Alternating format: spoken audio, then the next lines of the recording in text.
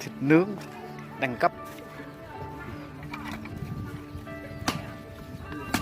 Nướng đẳng cấp này là trăm tuổi năm các bạn nha. Đó. Đây là rất là đều đắt các bạn nha. Đó. Đây là trăm có thẳng dưới là cái thùng nó chính phải một quanh nha.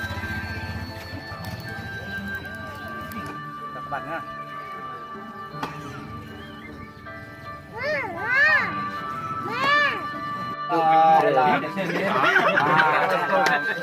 Chúc thơm thì ông ta thì là con không vậy tới thơm thì ông ta nhiều hạt người cà ma này tè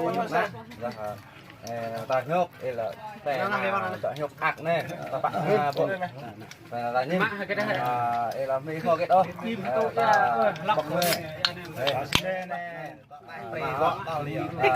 rốc cái con rốc này thằng nhà ra thôi ta như này mà nhìn lên lại chút đục lên đục lên mà nhưng mà Rồi nông ly đi. Bắt đầu. Con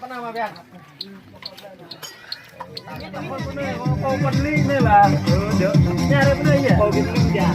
Con trap là lơ con ly, con ly. Này lơ một cái con này á. Cái môn này đấy, quả đấy là lơ brôn đi từng cái thằng đó lơ brôn đi ha. Đây đi nhung spray tao lên. Ôi nấm nữa mà. Yên. Là chặt rau đó. Click vào mà đi.